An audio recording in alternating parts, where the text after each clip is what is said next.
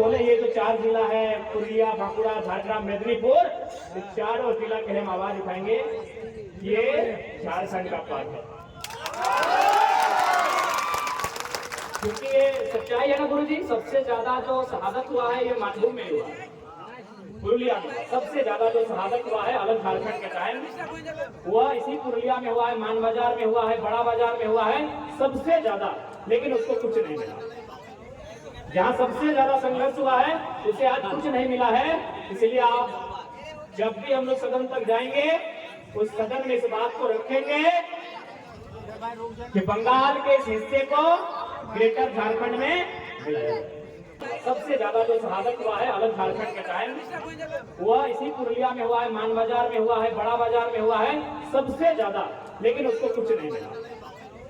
जहाँ सबसे ज्यादा संघर्ष हुआ है उसे आज कुछ नहीं मिला है। इसलिए आप जब भी हम लोग सदन तक जाएंगे उस सदन में इस बात को रखेंगे कि बंगाल के इस हिस्से को ग्रेटर झारखंड में मिला जाए। ठीक है, बाकी आप सभी को बहुत बहुत शुभकामनाएं आपके फ्यूचर के लिए। और अंत में एक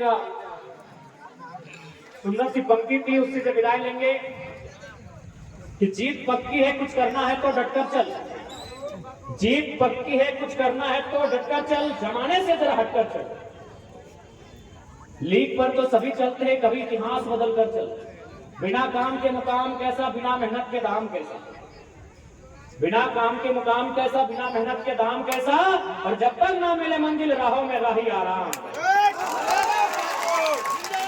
सोच मत साकार कर अपने कर्मों से तू प्यार कर, सोच मत साकार कर अपने कर्मों से तू प्यार कर, मिलेगी मंजिल तेरी ना किसी का इंतजार।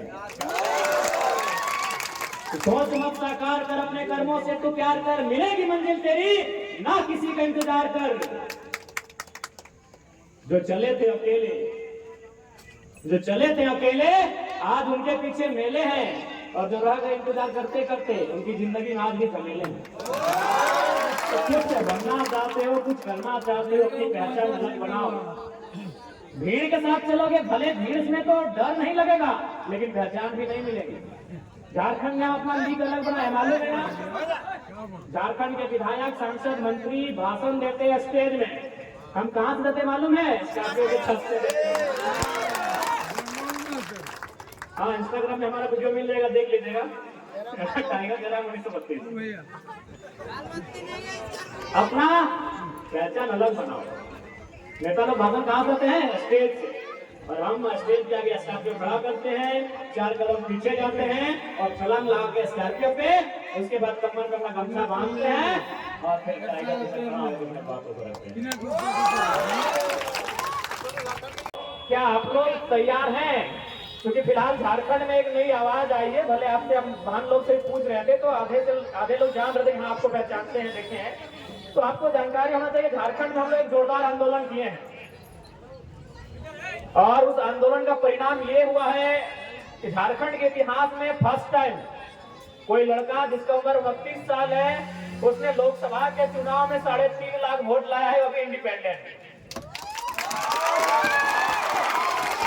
झारखंड के इतिहास में पहली बार हुआ है कि अब नेताओं के सपनों में वोट की कहानी नहीं आती है, राजा रानी की कहानी नहीं आती है, नेताओं के सपने में टाइगर जयराम महतो आते हैं। तो इसलिए अगर आप लोग तैयार हैं, जो कि पूरा सवाई रेडी था के, तो एक बार फिर से 24 सालों के बाद जो आवाज दब गई थी, जिस आवाज को शांत किया गया था, वो आवाज फिर से उठेगी। उस आवाज का नाम रहेगा द ग्रेटर झारखंड। आज की युवा पीढ़ी समझ रही है ग्रेटर झारखंड का मतलब क्या है? आज के आजो जे छला छाना बोटे तुम्हारा बुझते पारी कि ग्रेटर झारखंड माने की सोनी सोबिन बुझे पा रहा कि ग्रेटर झारखंड किना है?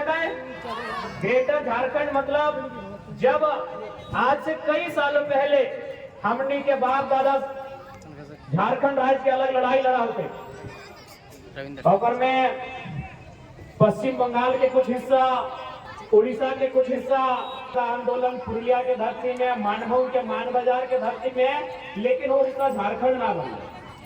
तो कहीं ना कहीं आज भी उस पीड़ा के हमने देखे पाओ तो तोहनी इस बात का आपको समर्थन करते हैं कि भविष्य में बृहद झारखंड की बात को एक ऊंचे पटल पर उठाया जाए। ऐसा तो नहीं कि आप लोग को दीदी से प्रेम हो गया है, नहीं, क्योंकि अभी आपकी सरकार दीदी है, ममता दीदी है, लेकिन आप याद रखिए आपका इतिहास झारखंड से रहा है। तो अगर आपको लगे कि एक बार वो आवाज उठनी चाहिए तो नो डाउट एक बार फिर से वो आवाज उठेगी। उस आवाज का नाम रहेगा बृहद झारखंड, जो हमारे पूर्वजों की आवाज है। क्योंकि ये खेल का मैदान है, इसलिए राजनीति की बात नहीं करेंगे। खेल सबसे पहला बात, खेल का मतलब ये होता है मेल। आज खासकर हमारी बहन लोग खेल रहे थे, देखकर बड़ा अच्छा लगा, क्योंकि आज जो घटनाएं आप देखते हैं, चाहे वह घटना दिल्ली में हो, निर्भया के रूप में, बंगाल में हो या झारखंड में हो, जब बेटियों के साथ इस प्रकार की घटनाएं देखते हैं तो बड़ा दुख होता है, बड़ा खेद होता है। तो इसीलिए हम बहन लोग को एक संदेश देना चाहेंगे कि यदि उन घटनाओं से आपको बच के रहना है, उन घटनाओं का यदि आपको सामना होता है, उनसे बच के रहना है, तो हम प्रयास करेंगे कि आप लोग प्रयास करिए कि आज जिस प्रकार बहन लोग फुटबॉल के मैदान में अगर अपना पराक्रम, अपना शौर्य दिखा रही हैं, ऐसा ही पराक्रम अपने जीवन में भी दिखाएं। देखिए आज जो घटनाएं, क्योंकि ये लड़की लोग का मैच था, बहन लोग का मैच था, इसलिए हम थोड़ा सा नारी सुरक्षा पे बात करेंगे। आज जो घटनाएं घटती हैं, नो डाउट उसमें सरकार ही नहीं, हमारे संस्कार की भी दोष है। केवल अगर हम लोग सरकार को दोष देने जाएंगे, सरकार के माथे सारा ठिका फोड़ने जाएंगे तो उचित नहीं होगा। कुछ दोष हमारे संस्कार में भी है। तो बहनों से हम यही संदेश देंगे कि आप लोग भी थोड़ा प्रयास करिए, क्योंकि आज थोड़ा सा बहन लोग भी देखते हैं मोबाइल की दुनिया में खो गई है, इंस्टाग्राम फिल्टर्स की दुनिया में खो गई हैं, तो आप उस दुनिया से बाहर आइए। आज हमारी बहन लोग चांद की तरह अपने आप को दिखाना चाहती है। देखिए चांद का सम्मान चकोर से होता है, तो ठीक उसी प्रकार यदि हमारी बहन लोग आप अपने आप को चांद की तरह दिखाना चाहेंगे तो चोर लोग आपको नजर उठा के देखेंगे। आप अपने आप को सूरज बनाओ, उनकी आंखें भस्म हो जाएंगी, उनकी आंखें सोता ही भस्म हो जाएगी। तो ये संदेश मेरा बहन लोग के लिए होगा।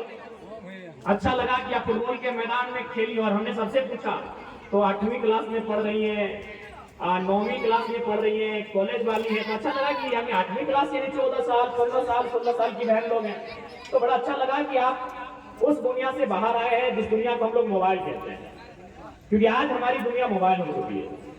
आज प्राइवेसी के नाम में, प्राइवेट के नाम में हम इतने प्राइवेट हो गए हैं कि हमें मालूम ही नहीं कि हमारे गांव के बगल से होकर कौन सी नदी गुजरती है। हमने ये प्राइवेट के चक्कर में हमने अपने आप को इतना प्राइवेट कर लिया है कि अब हमें ये मालूम भी नहीं है कि हमारी फसलों का नाम क्या है, हमारे जो खेतों में सब्जियां उगाई जाती है उसका नाम हम भूल चुके हैं। तो मेरे ये कहने का मतलब है कि खेल की दुनिया में आइए, खेल के मैदान में आइए, खेल को खेलिए। इससे आप शारीरिक मजबूत होंगे, इससे आप मानसिक मजबूत होंगे, और जीवन की हर एक परिस्थितियों का आप सामना करेंगे।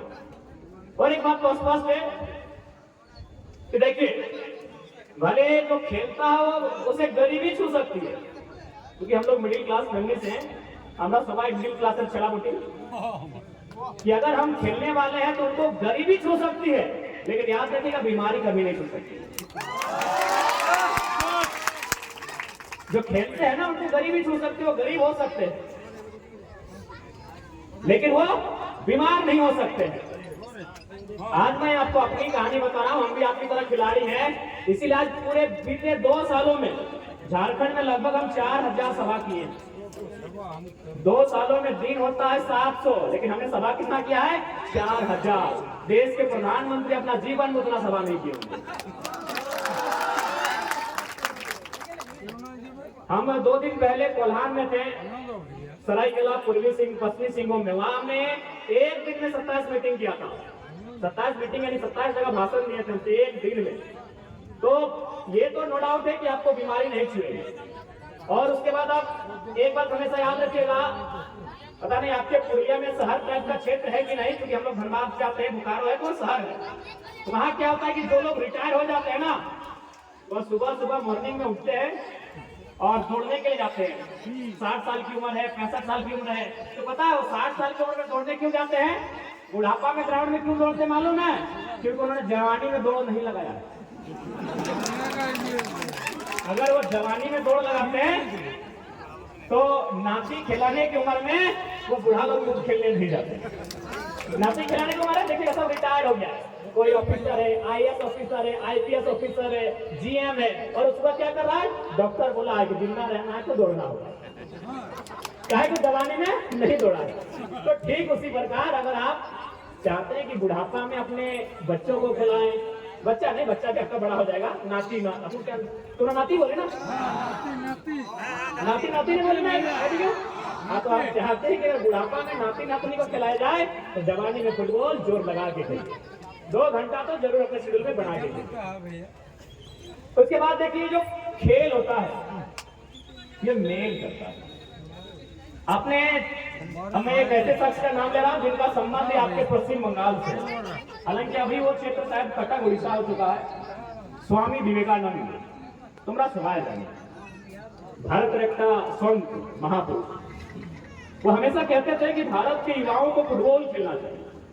ये हमारा स्टेटमेंट नहीं है, ये स्टेटमेंट इस देश के एक महापुरुष जिन्हें संत कहते हैं, और उनके नाम पर 12 जनवरी को भारत देश में युवा दिवस मनाया जाता है। वो क्या कहते थे कि भारत के युवाओं को फुटबॉल खेलना चाहिए। क्यों कहते थे? क्योंकि स्वामी विवेकानंद का जो समय था वो समय कौन सा था? 1861 से लेके 1891-92 का समय था। यानी उस समय भारत अंग्रेजों के अधीन था और उस समय जाति प्रथा चरम पर थी। एक दूसरी जात के लोग दूसरी जात के लोगों के साथ किसी प्रकार का संबंध नहीं रखते थे।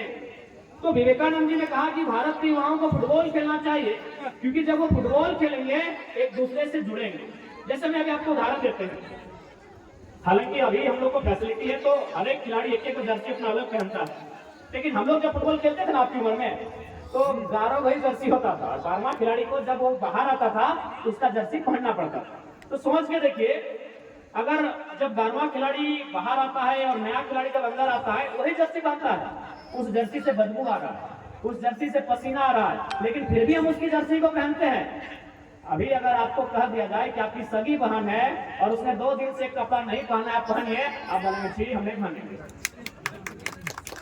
लेकिन फुटबॉल में ये नहीं होता है, आप उस जर्सी को पहनते हो और फिर खेलने जाते हो। इसीलिए विवेकानंद जी ने कहा था युवाओं को फुटबॉल खेलना चाहिए। ये आपके बीच जो भेदभाव है उसको तोड़कर आपको एक जगह लाके जोड़ता है। अभी आप यही जितनी बहन लोग बैठी हैं एक समाज की नहीं है। हमने परिचय लिया, कोई संथाल बहने हैं तो कोई कुर्मी बहने हैं तो कोई अन्य बहने हैं, लेकिन जब वैवाहिक संबंध होगा तो हमेशा याद रखिएगा आप अपने समाज को चयन करेंगे। लेकिन क्या आपने यहाँ चयन किया कि हमारे बगल में जो बैठी है वो हमारे समाज की है कि नहीं है? यही फुटबॉल है,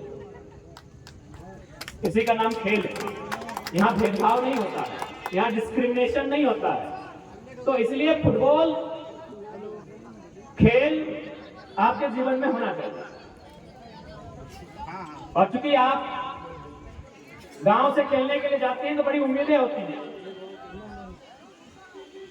गांव से जब कोई ड्रीम लेकर आप बाहर जाते हैं तो बड़ी उम्मीदें होती है, उन उम्मीदों पे खरा उतरना भी एक बहुत बड़ा चुनौती होता है। लेकिन याद रखिएगा, चाहे खेल का मैदान हो या जिंदगी का कोई मोड़ हो, अगर आप 3D को फॉलो करते हैं, यदि आप 3D को फॉलो करते हैं तो किसी भी मोड़ में आपको कोई भी सक्सेस होने से नहीं रोक सकता। 3D का मतलब होता है पहला डी डिटर्मिनेशन। डिटर्मिनेशन यानी आपका इरादा, कि आप जो लक्ष्य बनाए हैं उसके लेकर कितने इरादा आपका क्या। दूसरा डी से होता है डेडिकेशन। डेडिकेशन यानी अपने आप को झोंक देना। जैसे अभी आप गिरे, बदले, चोट लगा, बारिश में खेले, गर्मी में खेले, ये डेडिकेशन लेवल है आपका। डिटर्मिनेशन यानी लक्ष्य को संकल्प के रूप में लेना, और डेडिकेशन यानी उस लक्ष्य को लेकर अपने आप को झोंक देना। लेकिन अंत में जो सबसे इंपॉर्टेंट होता है उसे डिसिप्लिन कहते हैं। Determination, dedication, discipline. अगर ये चीजें आप में होंगी तो नो डाउट आप अपने आप को बेहतर करके जाओगे। और जहां तक फुटबॉल खिलाड़ी का सवाल है, हमारे झारखंड के विनोद बाबू वो कहा करते थे, हमने तो सुना नहीं और उनके साथी सुनाते हैं कि फुटबॉल के खिलाड़ी में 4 एस का क्वालिटी होना चाहिए। पहला एस से होता है स्ट्रेंथ, स्ट्रेंथ यानी ताकत। देखिए फुटबॉल के खिलाड़ी है तो ताकत होना चाहिए, नहीं तो आपका बगल वाला को धक्का मार के चल जाएगा। फुटबॉल के खिलाड़ी हैं तो एस का पहला क्वालिटी स्ट्रेंथ। अगर आप में ऊर्जा नहीं है, ताकत नहीं है, तो फुटबॉल का खेल आपके लिए नहीं है, आपको ताकत होना चाहिए। दूसरी एस से होता है स्पीड। अगर आप में स्पीड नहीं है तो दूसरा आपका बॉल को लेकर आपसे आगे निकल जाएगा। Strength, speed. तीसरा एस से होता है स्टेमिना।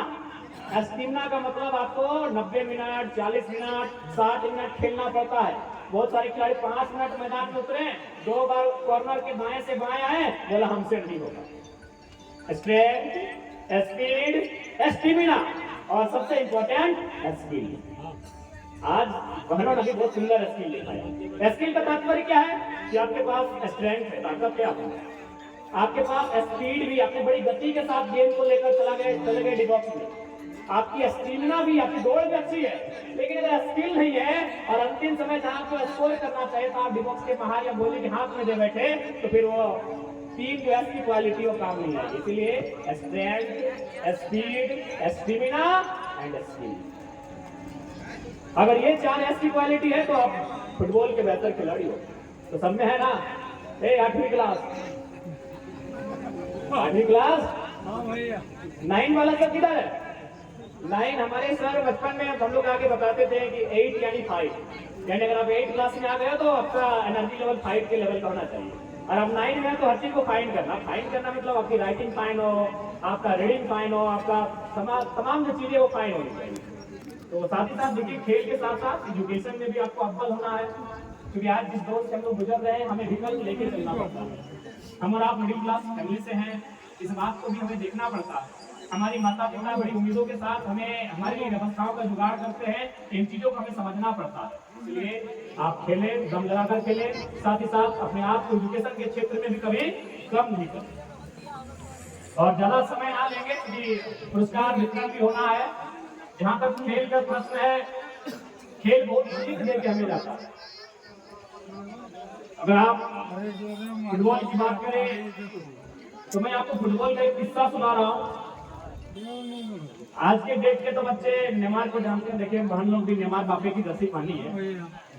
नेमार को आप जानते हैं, बापे को जानते हैं, रोनाल्डो को जानते हैं, अब पेले को जानते हैं। डू यू नो अबाउट पेले? तुमने पेले के थी नहीं?